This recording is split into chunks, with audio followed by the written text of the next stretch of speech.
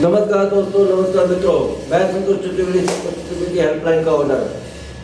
आज कुछ दो टॉपिक पर बात करूंगा। पहला टॉपिक ये बात करूंगा कि पत्नी इतने लंबे समय तक ये जीतती रही, लड़ती रहती है और जीतती रहती है। ज्यादातर क्यों जीतती है?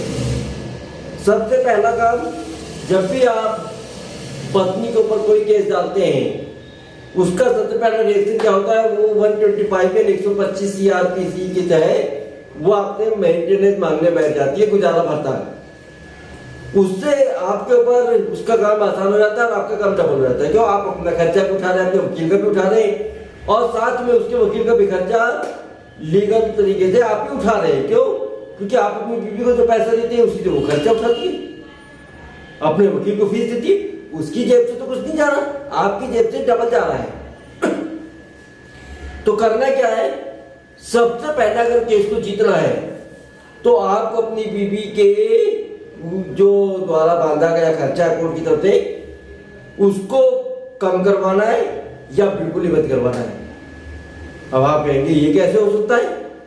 कोर्ट में तो खर्चा बांध दिया, अब तो ये हो नहीं सकता। लेकिन हो सकता है।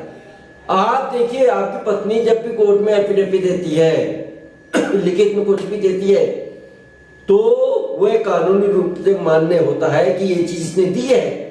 अब आपने फर्ज कीजिए, इसने आपकी बीवी ने खर्चा बनवाने के टाइम पे आपकी बहुत सारी इनकम दिखा दी, बहुत सारी प्रॉपर्टी दिखा दी, बहुत सारी आपकी इनकम दिखा दी जो है नहीं, यानी कि हजारों के नहीं, 50,000, 70,000, 20,000, लाख रुपए दिखा दी। और आपको पता है वो चीज आपके पास नहीं है, आपके पास वो चीज नहीं है। आप उसकी बात को झूठा साबित कर सकते हैं। आपके पास वो सबूत, वो एविडेंस, बहुत सारी बातें हैं जिससे आप उसे झूठा साबित कर सकते हैं।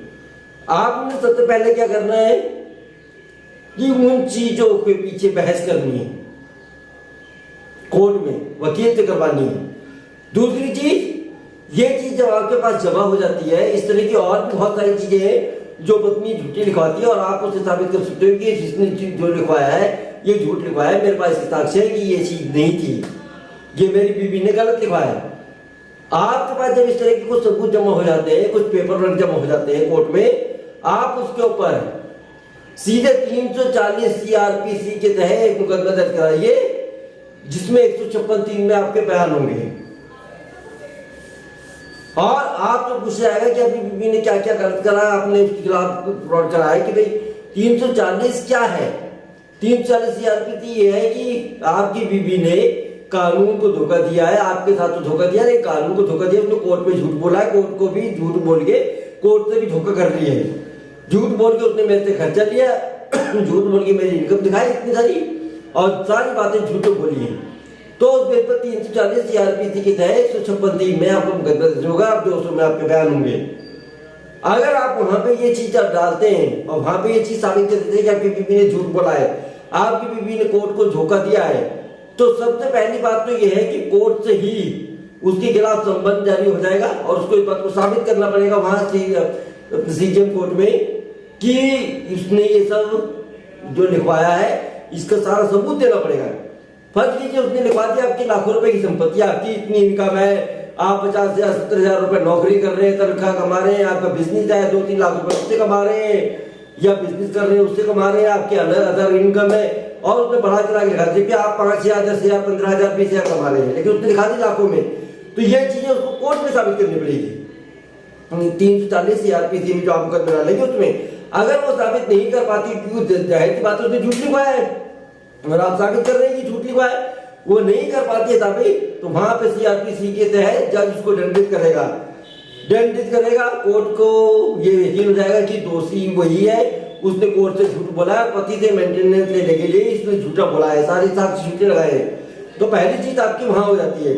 दूसरी, अगर आपके साथ गलत हुआ है, आपको पता है इतनी इनकम नहीं है, आप ये साबित कर सकते हैं कि आपकी इतनी इनकम है लीगल और उसने लिखवाया बढ़ा चढ़ा के, तो आप इस मामले को सीधे यहाँ कोर्ट में भी चैलेंज कर सकते हैं।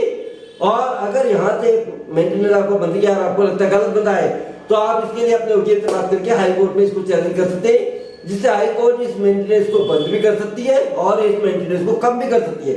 ये हाई कोर्ट का ही डिसीजन होगा कि क्या करना है, लेकिन आपने अपनी बात पुख्ता तरीके से रखनी है जिससे कि लोगों को, हाई कोर्ट को ये यकीन हो जाए कि आप जो कह रहे हैं सही है, आपकी बीवी ने गलत लिखवाया, गलत वो पैसा लेने की कोशिश कर रही है और मेंटेनेंस लेने के लिए झूठ बोला है।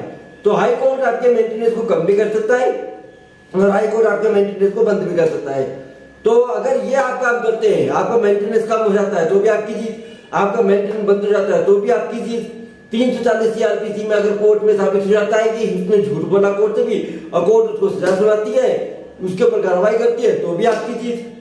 अगर आप ये करेंगे तो आपकी बीवी की हार होगी, आपकी जीत होगी, जिससे आपको मनोबल बढ़ेगा और आप उससे जीतेंगे। लेकिन ये सब करना कैसे है, क्या करना है? अगर आप जानना चाहते हैं तो आप संतोष चतुर्वेदी के हेल्पलाइन में फोन करके मेरे बात कर सकते हैं, मेरे से बात करके। और हमारी 1 टाइम की कम से कम फीस एक बार में जो देनी होती है, एक ही बार देनी होती है एक केस में, उसमें आप फीस देकर कानूनी सलाह ले सकते हैं। तो बने